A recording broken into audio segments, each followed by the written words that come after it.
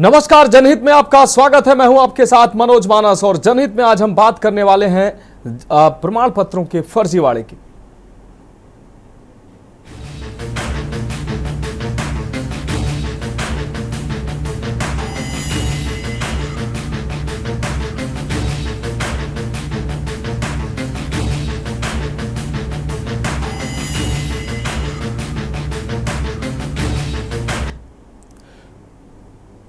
तो के news India के खास प्रोग्राम जनहित में आज हम प्रमाण पत्रों के फर्जीवाड़े की बात कर रहे हैं। देश के सबसे बड़ी आबादी वाले राज्य उत्तर प्रदेश में इन दिनों प्रमाण पत्रों में फर्जीवाड़े की तमाम खबरें पिछले कुछ दिनों से लगातार सुर्खियां बनी हुई हैं। राज्य में हाथरस, रायबरेली के साथ ही अयोध्या जैसे तमाम जनपदों में ऐसी खबरें सामने आ रही हैं। यहाँ पर फर्जी प्रमाण पत्र के सहारे तमाम फर्जीवाड़ा किया जा रहा है। कई जिलों में सोची समझी साजिश के तहत फर्जी जन्म प्रमाण पत्र बनाकर देश के राष्ट्रीय, आर्थिक और सामाजिक हितों को नुकसान पहुंचाया जा रहा है। इस खतरनाक साजिश का पता चलते ही एनआईए, यूपी एटीएस, पुलिस और तमाम खुफिया एजेंसियां इस फर्जीवाड़े में शामिल राष्ट्र विरोधी तत्वों की धरपकड़ में लगी हुई हैं। इस फर्जीवाड़े से न सिर्फ राष्ट्रीय सुरक्षा को खतरा पैदा हो रहा है बल्कि सामाजिक हितों को भी नुकसान हो रहा है। केरल से लेकर कर्नाटक के हजारों बच्चों का जन्म प्रमाण पत्र यूपी में बनाए गए हैं। ताजा मामला जनपद उन्नाव से सामने आया है, जहां उन्नाव में साइबर क्राइम पुलिस ने एक बड़ी कार्रवाई करते हुए सरकारी पोर्टल को हैक कर फर्जी जन्म प्रमाण पत्र बनाने वाले आरोपी को गिरफ्तार किया है। लखनऊ के राजाजीपुरम निवासी अभिषेक गुप्ता ने प्राथमिक स्वास्थ्य केंद्र और आज के सिविल रजिस्ट्रेशन सिस्टम यानी कि सीआरएस पोर्टल को हैक कर फर्जी ईमेल आईडी और पासवर्ड के जरिए अवैध जन्म प्रमाण पत्र जारी किए। आपको बता दें कि मामला तब सामने आया जब 18 जनवरी को प्राथमिक स्वास्थ्य केंद्र और आज के प्रभारी डॉक्टर अनूप सिंह ने साइबर थाने में शिकायत दर्ज कराई। जांच में पता चला कि जारी किए गए प्रमाण पत्रों का कोई रिकॉर्ड अस्पताल में मौजूद ही नहीं है। पुलिस ने आरोपी के कब्जे से 55 फर्जी जन्म प्रमाण पत्र, सीआरएस पोर्टल की यूजर आईडी और पासवर्ड की छाया प्रतियां, 2 लैपटॉप, एक प्रिंटर, 4 स्मार्टफोन और एक रजिस्टर बरामद किया है। पुलिस अधीक्षक दीपक भूकर के निर्देश में साइबर क्राइम पुलिस की टीम ने यह कार्रवाई की है। पुलिस ने बताया कि आरोपी पर धोखाधड़ी, डेटा चोरी और सरकारी पोर्टल के दुरुपयोग का आरोप है। इसी के तहत मुकदमा दर्ज किया गया है। मामले की गहन जांच जारी है। आरोपी से पूछताछ कर उसके नेटवर्क से जुड़े अन्य लोगों का भी पता लगाया जा रहा है। वहीं एसपी दीपक भूकर ने बताया कि आरोपी अभिषेक गुप्ता ने सीएससी, औरास के अलावा आजमगढ़ व बहराइच समेत अन्य जिलों के सरकारी पोर्टल को हैक कर करीब 55 जन्म प्रमाण पत्र जारी किए हैं।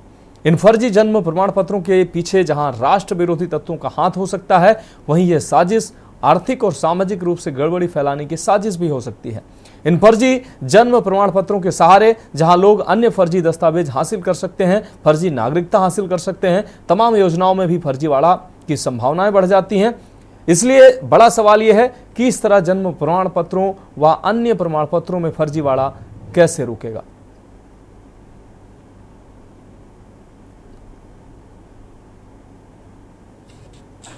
इसमें उन्नाव पुलिस टीम के द्वारा एक जो साइबर क्राइम थाना है उस टीम ने एक अभियुक्त को गिरफ्तार किया है जिसका नाम अभिषेक गुप्ता है। और इस जो ये व्यक्ति था, ये फर्जी जो बर्थ सर्टिफिकेट होती हैं वो लोगों की बना रहा था। इसमें जो इससे पूछताछ हुई है उसमें ये पता लगा है कि जो इसका पोर्टल होता है, जो गवर्नमेंट का पोर्टल होता है, उसी के जो ऑथेंटिकेशन के कुछ लूप होल्स हैं उनका प्रयोग करते हुए ये उस पोर्टल पे यूज़र आईडी और पासवर्ड जो है उसका यूज़ करके और जो फर्जी प्रमाण बर्थ सर्टिफिकेट्स हैं वो बना रहे थे। और इसी पोर्टल के माध्यम से जो मृत्यु प्रमाण पत्र हैं और आयुष्मान कार्ड्स हैं वो भी इनके द्वारा, इनकी जो गैंग है, जो अन्य सदस्य हैं उनके द्वारा बनाए गए हैं। इससे जो पूछताछ हुई है उसमें ये भी पता लगा है कि एक व्हाट्सएप ग्रुप इन्होंने लगभग 500 मेंबर्स का क्रिएट कर रखा था, जिसका इन्होंने जुगाड़ नाम रख रखा था। और उसमें ये जो यूज़र आईडी और पासवर्ड डिटेल्स जो हैं ये एक दूसरे के साथ शेयर करते थे और वो यूज़र आईडी और पासवर्ड ये पेमेंट बेसिस पे पर डे पे देते थे ताकि वो फर्जी बर्थ सर्टिफिकेट्स या डेथ सर्टिफिकेट्स बना सकें। इसमें कुछ गैंग्स पहले भी कुछ जनपदों में पकड़ी गई हैं। तो इसमें एक व्यक्ति का और नाम आया है जिसमें विजय नाम का एक व्यक्ति है, उसकी जो कि सहारनपुर का रहने वाला है। तो उसके बारे में भी डिटेल अभी हम पता कर रहे हैं। और अन्य और कितने उस ग्रुप में इन्वॉल्व थे, अन्य किन किन जनपदों से इनके द्वारा जो उनके यूज़र आईडी और पासवर्ड यूज़ करके विभिन्न जनपदों से भी इनके द्वारा बर्थ सर्टिफिकेट्स बनाई गई हैं, उसके बारे में भी हम विस्तृत जानकारी कर रहे हैं। सर, खुलासा करने वाली टीम, देखिए, इसमें साइबर क्राइम टीम ने मेहनत करके वो किया है, तो मेरी तरफ से इनको कैश रिवॉर्ड दिया जाएगा। और इसके पीछे जितनी गैंग इन्वॉल्व है और जो ये सारी एक्टिविटीज़ में इन्वॉल्व है, क्योंकि इसमें इनिशियल पूछताछ में बहराइच और आजमगढ़ जनपद की भी कुछ यूज़र आईडी इनसे मिली हैं, अन्य जनपदों की भी मिली हैं जिनका यूज़ करके ये बर्थ सर्टिफिकेट्स बना रहे थे। तो इसमें जितनी भी गैंग इसमें इन्वॉल्व है उसके विरुद्ध हम कार्रवाई सुनिश्चित करेंगे। सर, व्हाट्सएप ग्रुप में जो 500 लोग ऐड थे, उनका रोल कहाँ इसमें क्या निकल के आया है? देखिए, अभी क्योंकि उन सब के नंबर्स और उनको हम ऑथेंटिकेशन के लिए उनका जो भी इन्वेस्टिगेशन के दौरान पता करेंगे, और जो लोग इन्वॉल्व थे, कौन इनको आईडी पासवर्ड बेच रहा था, क्योंकि ये पर डे आईडी पासवर्ड के लिए 2 से 3 हज़ार रुपये चार्ज करते हैं, और जो ये फर्जी बर्थ सर्टिफिकेट बना रहे हैं ये 4 से 5 हज़ार रुपये में बना रहे हैं। तो इसमें कौन कौन इन्वॉल्व है, किसकी क्या संलिप्तता है, उसमें फर्दर हम कार्रवाई करेंगे। तो प्रमाण पत्रों का ये फर्जीवाड़ा बड़े पैमाने पर जारी है। प्रदेश के अलग अलग जनपदों से ऐसी तस्वीरें सामने आती हैं जहां पर बड़े पैमाने पर ये फर्जीवाड़ा किया जा रहा है। इस फर्जीवाड़े के माध्यम से न सिर्फ राष्ट्रीय हितों को नुकसान पहुंचाया जा रहा है, आर्थिक हितों को और सामाजिक हितों को भी नुकसान पहुंचाया जा रहा है।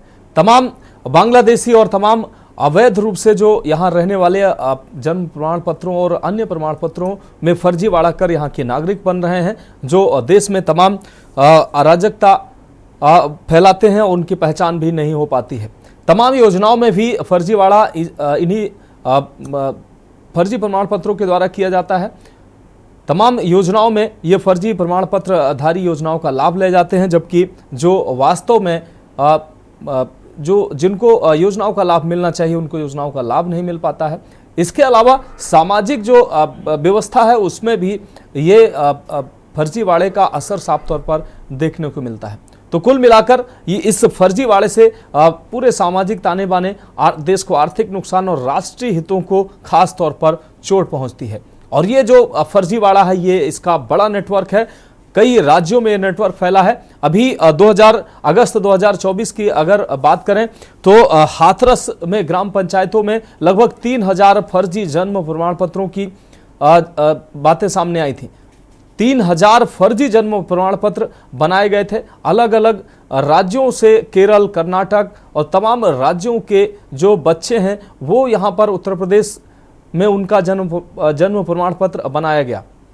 अब आप अंदाजा लगा सकते हैं कि जो रोहिंग्या की बात देश में होती है, अवैध घुसपैठियों की बात होती है, तो किस तरीके से इन नेटवर्कों के माध्यम से, इन फर्जीवाड़े गिरोह और गैंग के माध्यम से कैसे वो दूसरे देश या सीमा पार करके आते हैं और देश के भीतरी हिस्सों में घुसपैठ कर फर्जी प्रमाण पत्र बनवाकर और आराम से वो घुसपैठ करने में कामयाब हो जाते हैं। पहले वो जन्म प्रमाण पत्र बनवाते हैं, उसके माध्यम से आधार कार्ड बनता है, आधार कार्ड के बाद सरकार की तमाम योजनाओं में भी वो सेंध लगाते हैं। तमाम अभी कुछ समय पहले ही हमने खबर दिखाई मुद्दे को लेकर हम सामने आए, जिसमें पाकिस्तान की महिला जो लगभग 9 से 10 वर्ष से भारत में नौकरी कर रही थी। इसी तरीके से फर्जी प्रमाण पत्रों के माध्यम से जो लोग हैं, अयोग्य लोग, वो नौकरी में आ जाते हैं और हमारे युवा जो हैं वो सड़कों पर भटकते नजर आते हैं। कुल मिलाकर इन फर्जी दस्तावेजों के सहारे तमाम गड़बड़ियां पैदा की जाती हैं, जिससे सामाजिक ताना बाना भी बिखरता है, राष्ट्रीय हितों को भी नुकसान पहुंचता है और सामाजिक हितों को भी नुकसान पहुंचता है। ताजा मामला भी उन्नाव में सामने आया है, जहां CSR पोर्टल को हैक कर उन्नाव में इस पोर्टल को हैक कर फर्जी प्रमाण पत्र बनाए गए, जिसका रिकॉर्ड अस्पताल प्रशासन के पास था ही नहीं। और इसी पर चर्चा के लिए हमारे साथ मेहमान जुड़ चुके हैं। श्याम सलोनी जी, विशिष्ट जी हमारे साथ बीजेपी प्रवक्ता जुड़ चुके हैं। आलोक त्रिपाठी जी, वरिष्ठ पत्रकार हमारे साथ जुड़ चुके हैं। इसके अलावा भी अन्य लोग भी हमारे साथ जुड़ेंगे। प्रदीप सारंग जी, सामाजिक कार्यकर्ता हमारे साथ जुड़ेंगे। अंकुर सिंह, उन्नाव संवाददाता हमारे साथ जुड़ेंगे। आनंद राय जी, सपा प्रवक्ता हमारे साथ जुड़ेंगे। श्याम सलोने, विशिष्ट जी आपके पास आते हैं। श्याम सलोने, विशिष्ट जी, फर्जी प्रमाण पत्रों का जो नेटवर्क है बड़े पैमाने पर प्रदेश में काम कर रहा है। अलग अलग जिलों से ऐसी तस्वीरें सामने आ रही हैं जहां पर जन्म प्रमाण पत्र, आधार कार्ड और तमाम ऐसे प्रमाण पत्र हैं जो फर्जी बनाकर एक तो योजनाओं का लाभ लिया जा रहा है, राष्ट्रीय हितों को चोट पहुंचाया जा रहा है। अलग अलग दूसरे राज्यों के जो लोग हैं वो उत्तर प्रदेश में आसानी से जन्म प्रमाण पत्र बनवाने में कामयाब हो जाते हैं इन फर्जी नेटवर्क के सहारे, फर्जी दलालों के सहारे। ये सर कैसे रुकेगा, कैसे ये संभव हो जाता है और ये राष्ट्रीय हितों को खतरा भी पहुंचा रहा है? नमस्कार मनोज जी, सर। सभी मित्रों को मेरा राधे राधे जी। देखिए, बहुत पुरानी जंग लगी हुई कहानी है। जो पिछली सरकारें थी, जिनके कार्यकाल यही थे, जिन्होंने एक जंग लगा रखी है, तो अब वो निकलते निकलेगी। अब वो लोग उनके चले आ रहे नेटवर्क ग्रुपों का, वो भूल जाते हैं कि सरकार बदल चुकी है, अब एक सुशासन चल रहा है। योगी आदित्यनाथ जी की सरकार है, देर अबेर सब पकड़ में आएंगे। जल्दी पकड़ में आते हैं, पकड़ में सब आएंगे, सब जेल की सलाखों के पीछे होंगे। कि अगर सबके साथ जो जैसा जिसको सजा मिली, वो सजा उसको मिलके रहेगी। जो पड़ोसी राज्य हैं, केरला से हैं, कोलकाता से हैं, जो वेस्ट बंगाल के हैं, दरअसल है सच्चाई यही है कि वहां से रोहिंग्या से एंट्री कर जाते हैं। ये ममता बनर्जी और ये सब लोग, इनका काम यही है कि ये किसी भी तरीके से अपने वोटों को बढ़ाने के लिए, क्योंकि राष्ट्र के प्रति ये लोग उत्तरदायित्व नहीं है, इनको हर हाल में वोटों की राजनीति करनी है और अपने आप को राजनीति में बने रहने के लिए ये इस्लामीकरण करना चाहते हैं। केवल मुसलमानों की राजनीति करते हैं और उसमें हिंदू भी संलिप्त होते हैं कुछ, क्योंकि उनको लाभ मिलता है, जब उनको लगता है कि वहां कुछ बिगड़ेगा नहीं और हमें सरकार का संरक्षण प्राप्त है। लेकिन चूंकि अब सरकार राष्ट्रवादियों की आ चुकी है और उनके दिमाग में ये बात नहीं है, उनका नेटवर्क फैला हुआ होता है और धीमे धीमे वो नेटवर्क को जब पकड़ में आता है तब जाकर के खुलती है ये बातें। और निश्चित मानिए, जितने भी ऐसे लोग हैं ये सब पकड़ में आएंगे और जितने अभी यही रोहिंग्या वालों की वजह से अभी सैफ अली खान पर जो हमला हुआ, ये वही पूरा एक गैंग है। इनके सब कनेक्शन तार एक दूसरे से जुड़े हुए हैं और ये पिछली सरकारों की जंग है। जिस तरह से जंग उन्होंने लगा रखी थी, केवल उनके यही कार्य थे 2 नंबर के, उन कार्यों की वजह से राष्ट्रवाद की कोई धारणा नहीं आई, राष्ट्र के प्रति कोई प्रेम नहीं था उनके अंदर।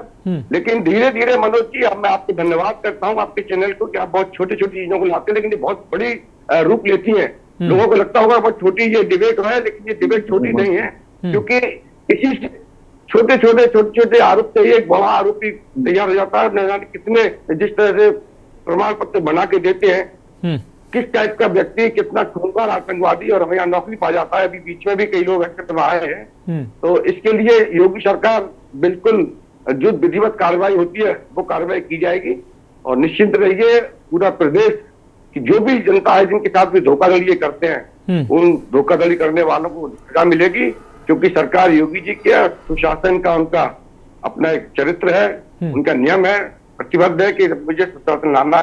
और आज उत्तर प्रदेश इस बात के लिए पूरे देश में जाना जाता है कि अगर कहीं पे कुछ चाहे न्याय है तो वो उत्तर प्रदेश में है।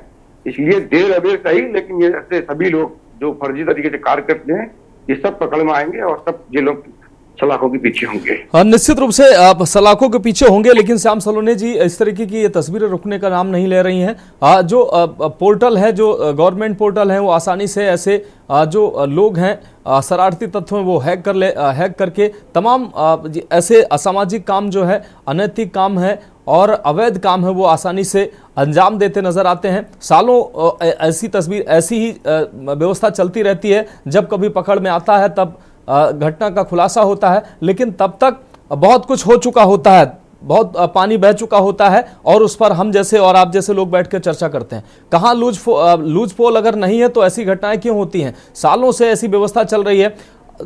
अगस्त 2024 में अगर हाथरस की बात करें, 3000 फर्जी जन्म प्रमाण पत्र पाए गए हाथरस में अकेले। रायबरेली में कमोबेश ऐसी स्थिति सामने आई, जहां पर बड़ी मात्रा में अब जन्म प्रमाण पत्र और तमाम प्रमाण पत्र फर्जी पाए गए। क्या ये लोग अब जो फर्जी वाला जो कर रहे हैं, क्या ये वास्तव में शरारती तत्व नहीं है? क्या इनकी पहचान नहीं होनी चाहिए कि ये कौन लोग हैं, ये भारतीय हैं या नहीं हैं? ये तमाम योजनाओं का लाभ फर्जी वाला करके उठा रहे हैं, यहाँ के नागरिक बन जा रहे हैं और हम डिबेटों में रोहिंग्या चिल्लाते रह जा रहे हैं। श्याम सलोने जी, नहीं, ऐसा नहीं है मनोज जी। हम देखने के बाद नहीं चिल्ला रहे हैं हम। मेरी आवाज आ रही है? सर आपकी आवाज आ रही है। आप अपना वीडियो ऑन कर लीजिए, आप अपना वीडियो जो है वो चालू कर लीजिए अपने मोबाइल से। आपका वीडियो जो है ऑफ हो गया है। जी जी, मैं करता हूँ सर। देखिए मैं आपको बतलाऊं, जी ऐसा कुछ भी नहीं है। मेरा फोन थोड़ा सा गड़बड़ हो गई। जी आप आपकी तस्वीर दिख रही है, आप अपनी बात कंप्लीट करिए। देखिए मैं आपको बताऊं, रोहिंग्या ये कोई छोटा मोटा एक कोई मामला नहीं है। ये जितने भी अपराध होते हैं ये उन सरकारों की, मैं आपको पहले ही बताया था, फिर बार बार कह रहा हूँ कि ये वो सरकारें हैं जिनका अपने देश के प्रति कोई उत्तरदायित्व नहीं है। केवल वोटों के लिए इस तरह की ये बातें करते हैं और उन लोगों को फंसाते हैं। केवल रोहिंग्या ही नहीं, यहाँ के भी जो जितने भी इस टाइप के अपराधीकरण के लोग हैं उसमें कुछ हिंदू भी हो सकते हैं। मैं ये नहीं कह रहा हूँ, क्योंकि पैसा जब आतंक को दिखता है ना और उनको एक आसपास से सिक्योरिटी मिल जाती है कि आपका कुछ नहीं बिगड़ेगा, सरकार आपके साथ है, तो उन सरकारों के पनपे हुए ये वो लोग हैं जिनको लगता है कि नहीं, पैसे से हमने कई अधिकारियों को भी खरीद लिया और हम सरकार को खरीद सकते हैं, क्योंकि पैसा उस समय बहुत प्यारा था।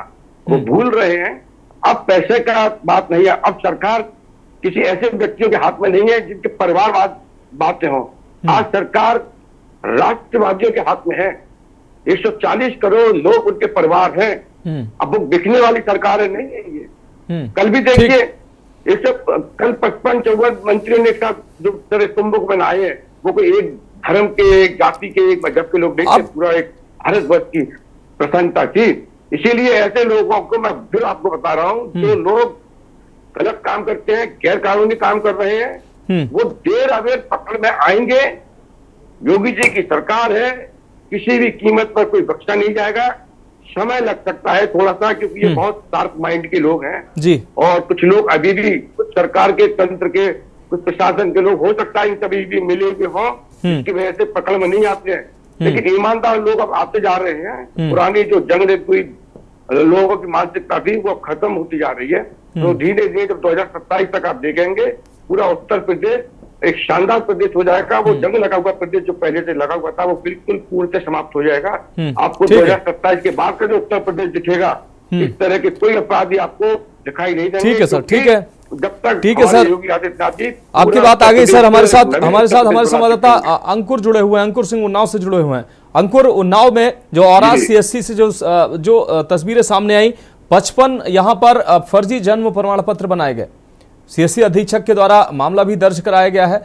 CSR आपको बता दें, CRS पोर्टल जो था उसको हैक कर ये फर्जी जन्म प्रमाण पत्र बनाए गए हैं। क्या कुछ अहम अपडेट है इस पर? जी, मैं बताना चाहूंगा कि CSC प्रभारी जो अनूप तिवारी जी हैं, उनका कहना है कि लगभग 18 अक्टूबर माह में इन्होंने इस मामले को पकड़ा, जब इनके ऑपरेटर ने इनको बताया कि जो CSC हसनगंज में जो गर्भवती महिलाएं डिलीवरी कराने आती हैं, जब उनका प्रमाण पत्र ऑपरेटर ने बनाया तो एक दो प्रमाण पत्र ऑलरेडी एग्जिट बताए, जिससे पहले तो इन्होंने नॉर्मल इसको इग्नोर कर दिया वहां के ऑपरेटर ने। लेकिन जब कई मामले ऐसे आए जिसमें ऑलरेडी एग्जिट बता रहा था, तो ऑपरेटर ने जब यहाँ के अधीक्षक से बात की तो अधीक्षक ने जनपद में जो NIC होता है, जो सारी गवर्नमेंट की जो भी वेबसाइट होती है उनको संचालित करते हैं, वहां पे इन्होंने एक शिकायत दर्ज कराई, जिसके बाद ये पता चला कि इनकी ये जो ID है ये हैक हो चुकी है, ये पोर्टल जो है हैक हो चुका है। उसके बाद इन्होंने अपने स्थानीय थाना औरास में एक शिकायती पत्र दिया और उसके बाद इन्होंने उन्नाव साइबर सेल में एक शिकायती पत्र दिया। अक्टूबर माह से लगातार पुलिस इसको ट्रैक कर रही थी। फिर पुलिस अधीक्षक के टीम और उनके नेतृत्व में इन्होंने जो ये लोग थे राजेपुरम के रहने वाले अभिषेक को और उसके साथी को पुलिस ने पकड़ा, जिनके पास से लगभग 55 फर्जी प्रमाण पत्र मिले और CRS की ID और पासवर्ड मिले और कई दस्तावेज मिले, जिससे ये लोग फर्जी प्रमाण पत्र बना रहे थे। कहीं ना कहीं देखा जा सकता है कि जहां पर डिजिटल इंडिया की बात हो रही है और पोर्टलों को इतनी आसानी से हैक किया जा रहा है, इस पर सरकार को विचार करना चाहिए कि इतनी आसानी से पोर्टल कैसे हैक हो जा रहे हैं। जी जी, ठीक है अंकुर हमारे साथ जुड़े रहिए। तो फिलहाल यहाँ वक्त एक ब्रेक का है, जल्द हाजिर होंगे। आप देख रहे हैं के न्यूज, खबरों का सारथी।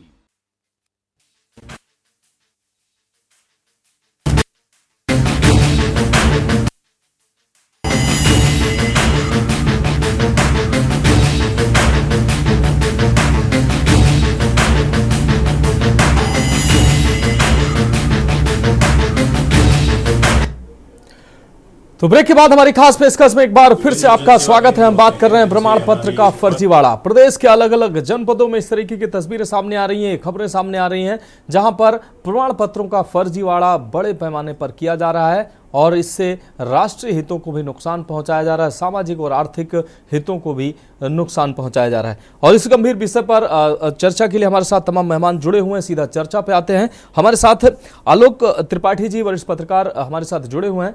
आलोक सर, चर्चा में आपका भी स्वागत करते हुए अहम सवाल आपसे, अभी पिछले अगस्त 2024 की अगर हम बात करें तो कई जनपदों में इस तरीके की घटनाएं सामने आई, जहां पर हाथरस में 3000 जन्म प्रमाण पत्र फर्जी पाए गए, अयोध्या में जन्म प्रमाण पत्र फर्जी पाए गए, रायबरेली की अगर बात करें वहां भी इसी तरीके से बड़ी मात्रा में जन्म प्रमाण पत्रों में फर्जीवाड़ा पाया गया। प्रदेश में 75 जिले हैं, अब 76 हो गए। हालांकि 75 जिलों में लगभग 50 जिलों में ये जो नेटवर्क है फर्जीवाड़े का, ये काम करता पाया गया। इतने बड़े पैमाने पर सर अगर फर्जीवाड़ा होगा तो प्रदेश की व्यवस्था कैसे चलेगी? तमाम विभागों में फर्जीवाड़ा कर लोग सेंधमारी करते हैं और योजनाओं का लाभ ले जाते हैं। तमाम राष्ट्र विरोधी तत्व इन योजनाओं का फायदा उठाते हैं और सेंधमारी करते हैं और राष्ट्रीय हितों को भी नुकसान पहुंचाते हैं।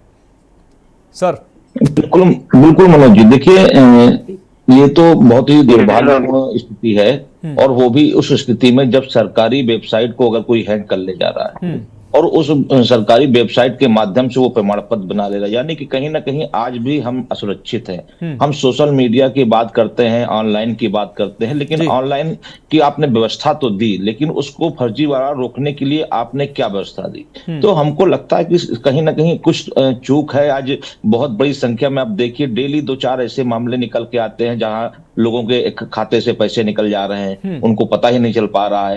तो ये कहीं ना कहीं एक नेटवर्किंग का काम है। दूसरी चीज, जो बहुत बड़ी संख्या में जो हमने एजेंसियों के माध्यम से लोगों को भर्ती कर रखा है और महत्वपूर्ण स्थानों पे, महत्वपूर्ण जगहों पे उनको जिम्मेदारी दे रखी है, ये भी एक चिंता का विषय है, क्योंकि वो लोग किसी एजेंसी के माध्यम से हैं, कोई सरकारी तंत्र के द्वारा नहीं है।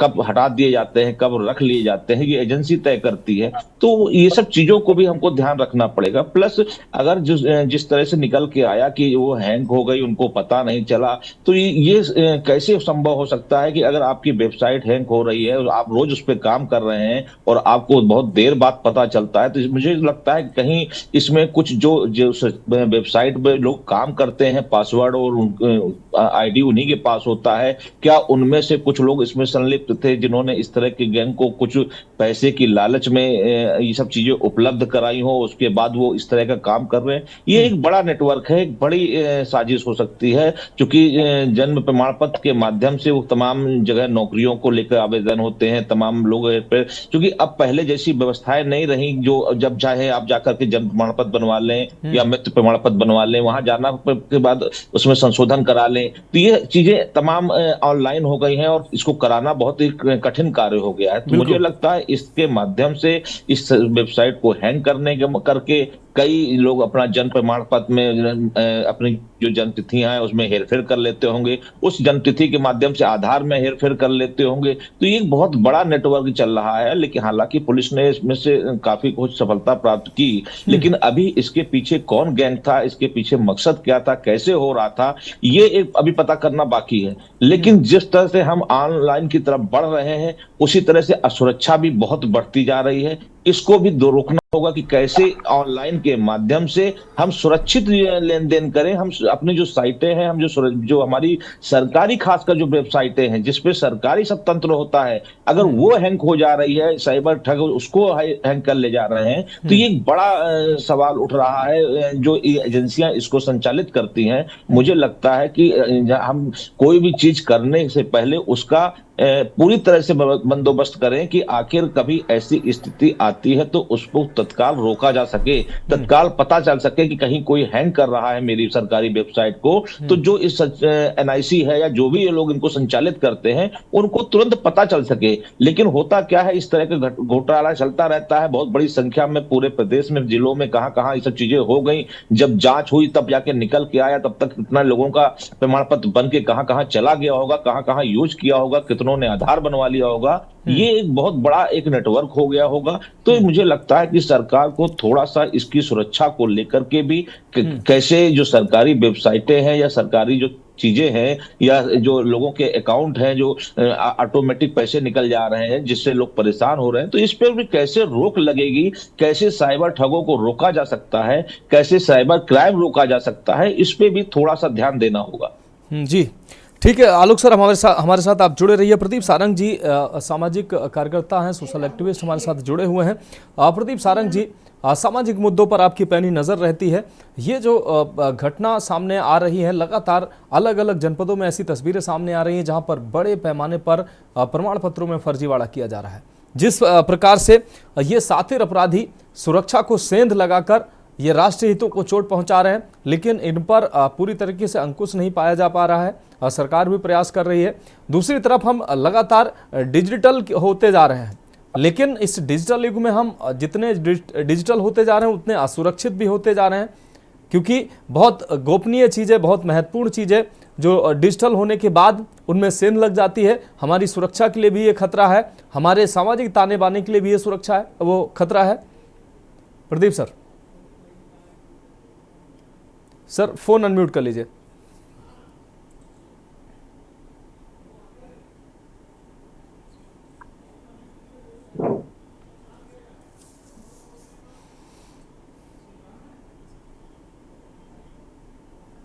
जी आ गई आवाज? बिल्कुल सर, आवाज आई?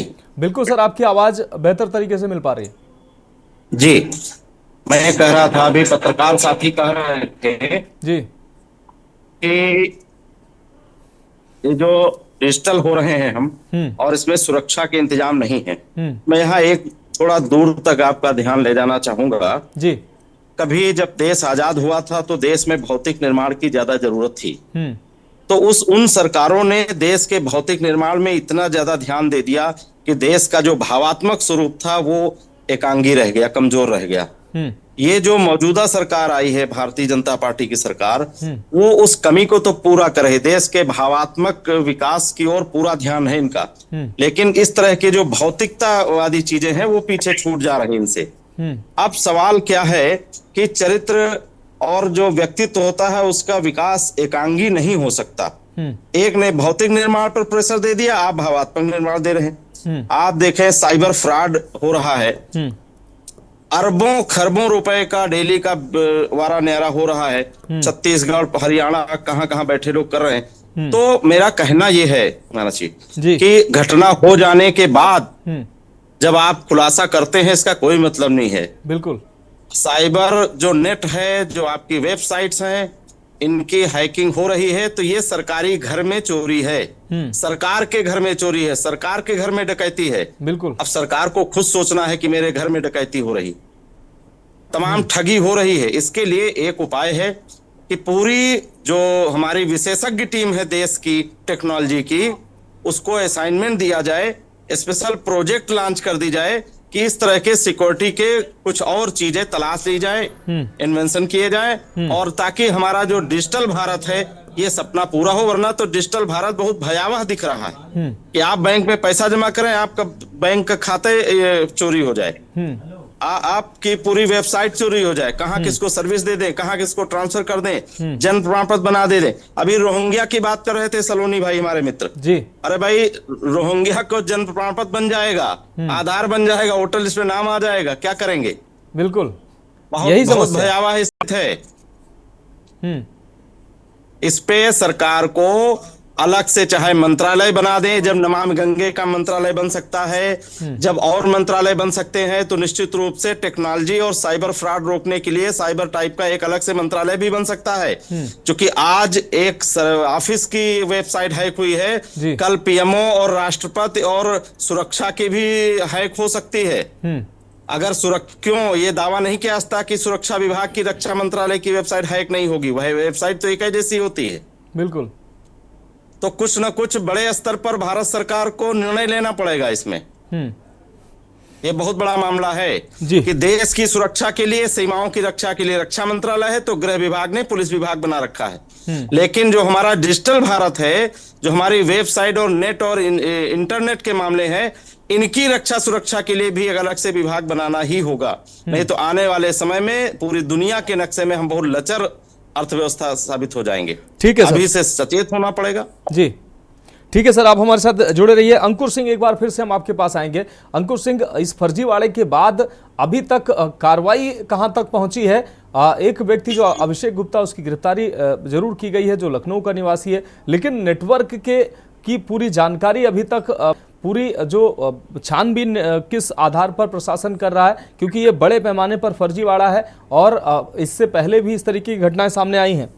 अंकुर जी, ये मामला साइबर क्राइम का है, तो साइबर ब्रांच इसकी जो है तह तक जांच कर रही है। जनपद के सभी थानों में अलर्ट जारी हो गया है। हसनगंज में जहां जहां पर प्राइवेट लड़के या प्राइवेट दुकानों पे आधार कार्ड बन रहे थे, पुलिस ने वहां पे छापेमारी की है, उनके रजिस्टरों को खंगाला है और उनसे रिकॉर्ड मांगा है कि अभी तक आपने कितने आधार कार्ड बनाए हैं, कितने जन्म प्रमाण पत्र बनाए हैं। इस तरीके से लगभग जनपद के सभी थानों में पुलिस को अलर्ट कर दिया गया है। और जिस तरीके से जिस साइट से ये बन रहे थे उसके आईपी एड्रेस से खंगाल रही है और जो ये बड़ा नेटवर्क है इसको तलाश करने में पुलिस जुटी हुई है। लेकिन जैसे साथी जो लोग शामिल हैं चर्चा में, उन लोगों ने जैसे बताया कि ये कहीं ना कहीं विभाग के लोग बगैर मिली भगत से इतना बड़ा क्राइम और साइट हैक हो जाना एक बड़ा प्रश्न चिन्ह है। और सबसे बड़ी बात है कि सरकार ने सरलीकरण करने की बजाय यहाँ पर जटिलीकरण कर दिया है। पहले जन्म प्रमाण पत्र विकासखंड स्तर से बन जाया करता था। एक प्रार्थना पत्र खंड विकास कार्यालय में दीजिए, सचिव आख्या लगाएगा और बना देता था, और नवजात बच्चों का अस्पताल से बनता था। लेकिन अब धीरे धीरे सरकार ने इतना जटिलीकरण कर दिया है कि 21 दिन के बाद अगर आप जन्म प्रमाण पत्र बनवाना चाहें तो उप जिलाधिकारी हसनगंज, जो डिप्टी मजिस्ट्रेट जिसको कहते हैं, उसके कार्यालय में एप्लीकेशन दीजिए, फिर वहां से आख्या लगेगी, फिर विकासखंड कार्यालय आएगा, फिर वहां पे आख्या लगेगी, फिर वहां एसडीएम कार्यालय जाएगा, फिर वहां से फिर ब्लॉक आएगा, फिर जितना जटिल।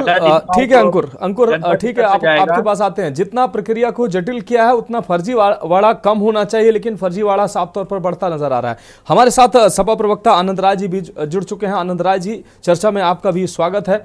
आनंद राय जी, आज हम जिस तरीके से जन्म प्रमाण पत्रों के साथ तमाम प्रमाण पत्रों में फर्जीवाड़ा करके राष्ट्रीय हितों को नुकसान पहुंचाया जा रहा है, सामाजिक हितों, आर्थिक हितों को नुकसान पहुंचाया जा रहा है, इसकी चर्चा लेकर बैठे हैं। उन्नाव में ऐसी घटना सामने आई है जहां सौराष्ट्र सीएससी में सीआरएस पोर्टल को हैक कर 55 जन्म प्रमाण पत्र फर्जी बनाए गए। केरल और कर्नाटक और अन्य राज्यों के जो है बच्चे, उनके प्रमाण पत्र यूपी में बनाए जा रहे हैं, फर्जी प्रमाण पत्र। पिछले साल अगस्त में अगर बात करें तो 2900 से लगभग 3000 फर्जी प्रमाण पत्र हाथरस में पाए गए थे, जो बनाए गए थे। रायबरेली में यही स्थिति थी, अयोध्या में यही स्थिति थी। 75 जिलों में कुल 75 जिले हैं प्रदेश में, उसमें 50 जिलों में ऐसी तस्वीरें सामने आई जहां पर बड़े पैमाने पर जन्म प्रमाण पत्रों को फर्जी तरीके से बनाया गया। उसके बाद आधार उसी के माध्यम से बनाया गया और फिर तमाम प्रमाण पत्रों के माध्यम से किस तरीके से सामाजिक ताने बाने में अव्यवस्था फैलाने के प्रयास किए गए। क्या कहेंगे आप? ये लगातार ये क्रम जारी है। जी, सभी साथियों को नमस्कार जी। मैं ये बताना चाहता हूँ, जब से भारतीय जनता पार्टी की सरकार उत्तर प्रदेश और देश में आई है, तब से फर्जीवाड़ा जैसे बहुत सारे केस लाइट में आ जाते हैं। अगर मीडिया उठा देती है तो सभी को पता चल जाता है। बाकी तो कई मीडिया चैनल्स ऐसे हैं कि जो भारतीय जनता पार्टी की खबर दबाने में लगी रहती हैं। ऐसे बहुत फर्जीवाड़े काम उत्तर प्रदेश की सरकार कर रही है। और सबसे बड़ी चीज है, इनके जो प्रवक्ता होते हैं ये कहते हैं बहुत बड़ी कार्रवाई होगी, उचित कार्रवाई होगी, लेकिन ये सब कहने के बाद 2 दिन में वो सारी बातें लोग भूल जाते हैं और फिर नया कारनामा होता तो फिर लाइट में आता है। आनंद राय जी, सिर्फ मीडिया की जिम्मेदारी नहीं, विपक्ष की भी अपनी कुछ जिम्मेदारियां हैं, उनको भी इस जिम्मेदारी का निर्वहन करना चाहिए। अगर उनके पास भी अगर ऐसी घटनाओं की सूचना, अगर जानकारी आती है तो उसको भी उचित मंच के माध्यम से उसके फर्जीवाड़े का खुलासा हो, फर्जीवाड़ा ना हो, रुके कैसे, इसके प्रयास करने चाहिए? सिर्फ मीडिया की जिम्मेदारी नहीं, या सिर्फ ये कह देना कि भारतीय जनता पार्टी कहती है कि आपके सरकार की देन है, और आप कह देंगे कि उनकी सरकार आई है तब से ये समस्या बढ़ गई है? ये राष्ट्रीय हित से जुड़ा मामला है आनंद जी।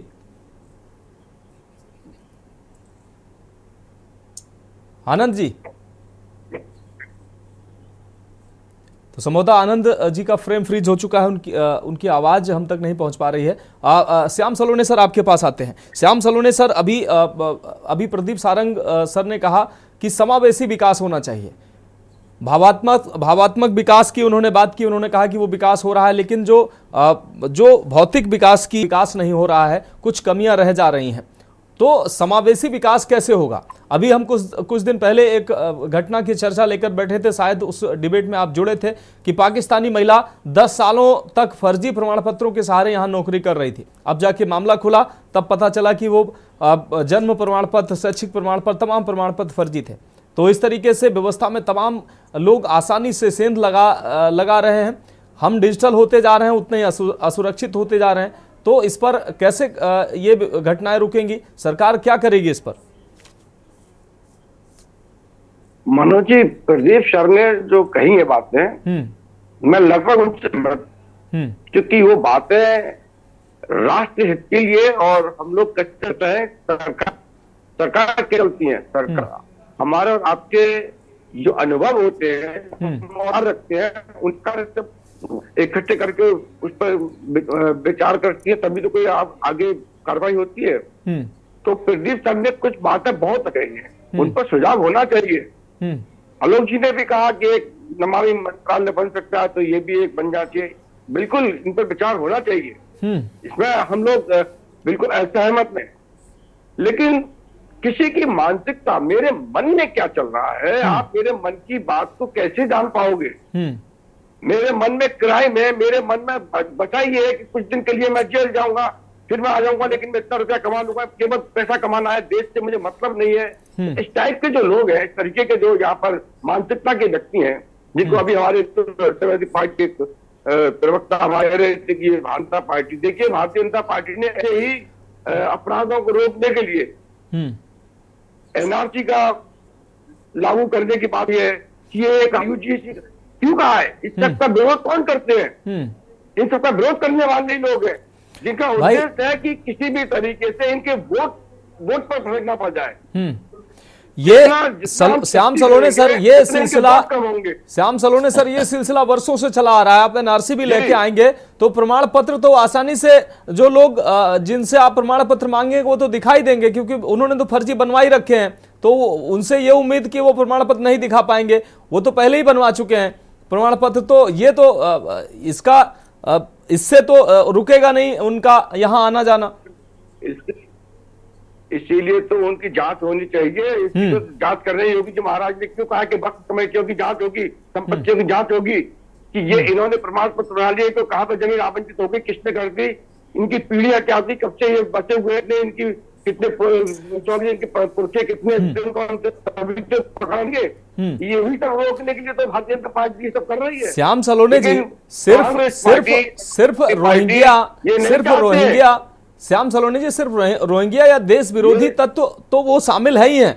देश के अंदर भी कुछ लोग हैं जो कुछ निजी स्वार्थों में, कुछ पैसे के लालच में, अभी कुछ घटनाएं ऐसी आई हैं, फर्जी जन्म प्रमाण पत्र बनवाकर कुछ व्यक्तियों ने दोबारा हाई स्कूल किया, दोबारा इंटर किया, उसके बाद पिछली इसी भर्ती की बात हम कर रहे हैं, उनकी जब उम्र की जांच हुई तब पता चला कि ये ओवर एज है। तो ऐसी भी व्यवस्थाएं फैलती हैं, तमाम लोग इसका भी फायदा उठाते हैं। मनोज जी, मैं वही बतला रहा हूँ कि वो जंग लगे हुए लोग हैं, जो सरकारों के लोग हैं, जिनको ये मालूम था कि कुछ भी कर लो हमारा कुछ नहीं बिगड़ेगा। आज भी उस सरकार के कई जनप्रतिनिधि ऐसे हैं, इनकी जांच होगी। हमारी सरकारों ने हर जिले में साइबर सेल बना हुआ है पुलिस विभाग की तरफ से। एक कमी वो लोग कर देते हैं कि अपराध जब पकड़ रहा है, अभी साहब ने कहा था, मैं बिल्कुल सहमत हूं, पकड़ना हुआ तो यहाँ से थोड़े दिन चलती है जी। होना ये चाहिए कि इन अपराधियों के लिए साइबर सेल इसलिए बनाई है कि कहाँ प्रमाण पत्र क्या हो रहा है उसकी पहले से उनकी की एजेंसी को भागती होती है। मैं इस पर सहमत हूँ, कोई किसी के माथे पर नहीं लिखा है कि ये चोर है कि ये है। निश्चित रूप से दस्तावेज तो भर्ती तो होगा, लेकिन उनकी स्तर पर सही कैसे होनी चाहिए। वो जांच कुछ पुराने लोग जिनको ये लगता है कि कुछ नहीं होगा, हमारा नहीं हो सकता है, सरकार योगी आदित्यनाथ जी की है। पुराने लोग जो चले आ रहे हैं, जिनके माता घोषित है, उनको कोई ठीक है, सरकार सही है, शासन है, तभी तो पकड़ में आ रहे हैं। ठीक है, ठीक है। आप समाजवादी पार्टी कांग्रेस शासन में कहाँ पकड़ में आते थे, ठीक है, पकड़ में आ रहे हैं कि आज शासन सही हाथों में है, इसलिए ये लोग आते जा रहे हैं। ठीक है, हो सकता है आप जो कह रहे हैं वो सही हो सकता है। ठीक है, श्याम सलोने सर आपके पास आते हैं। प्रदीप सारंग सर कुछ कहना चाह रहे हैं, उनकी प्रतिक्रिया लेते हैं, फिर आलोक सर के पास जाते हैं। प्रदीप सर क्या कहना चाह रहे हैं? जी, आवाज आ रही है? जी जी बिल्कुल सर। मैं ये कह रहा हूं कि हम लोग अपना घर बनाते हैं जी, तो पूरा डिजाइन कर लेते हैं कि घर में सेंध न लगने पाए, किधर से सुरक्षा, अगर आग लग जाए तो क्या हो, शौचालय किधर होगा, किचन किधर होगा, सारा एक प्लान करते हैं। बिल्कुल, मैं समझता हूं भारत सरकार के उस मंत्रालय की बड़ी चूक है कि इसने डिजिटल भारत को डिजाइन किया, लेकिन उसमें चोरी और रिस्क और लीकेज प्रूफ का कोई प्लान उसमें शामिल डिजिटल भारत की योजना में नहीं किया है। अभी भी समय है, अभी वक्त है। डिजिटल भारत के उस बृहत्तर प्लान में जो एक मेगा प्लान है, उसमें चोरी, हैकिंग, इसके प्रूफ के लिए भी प्लान शामिल किया जाए। बिल्कुल, उसी के तहत चाहे जरूरत हो तो अलग से कोई व्यवस्था हो, बस यही मुझे ठीक है सर। ठीक है सर, सारंग सर आपके पास आते हैं। आनंद जी से हमारा सवाल था, उनसे संपर्क कट गया था, सवाल नहीं हो पाया था। आनंद जी, सिर्फ मीडिया की जिम्मेदारी नहीं, आपकी भी जिम्मेदारी है। अगर ऐसी तस्वीरें, ऐसी खबरें अगर कहीं से निकलकर सामने आती हैं, विपक्षी होने के नाते आपकी भी जिम्मेदारी है कि इस पर कैसे रोक लगे, उसके प्रयास करना, उचित मंचों के माध्यम से इसका खुलासा करना, इस ऐसी घटनाओं का भंडाफोड़ करना। क्या करते हैं आप? जी, समाजवादी पार्टी और हमारे नेता श्रीमान अखिलेश यादव जी देखते होंगे दिन भर में कितने ट्वीट करते हैं, और ट्वीट के माध्यम से उस जानकारी देने का काम करते हैं कि देखिए हमारे गोरखपुर में सुबह कल एक 10 करोड़ रुपए की फिरौती मांगी गई। वो सुबह जैसे पेपर में आया उन्होंने पोस्ट करके लगा, लेकिन अभी तक कोई चैनल इस आवाज को नहीं उठाया, और कहते हैं जीरो टॉलरेंस का काम करते हैं। अभी देखिए महंत राजू दास ने, ठीक है, हमारे नेता स्वर्गीय मुलायम सिंह यादव, ठीक है, हम अपने सभी पैनलिस्ट का बहुत माफी के साथ धन्यवाद करना चाहेंगे। सभी पैनलिस्ट का बहुत माफी के साथ धन्यवाद करना चाहेंगे। आप सबका बहुत शुक्रिया हमें समय देने के लिए। और खास पेशकश में अभी के लिए इतना ही, मुझे दीजिए इजाजत और आप देखते रहिए के न्यूज़ इंडिया।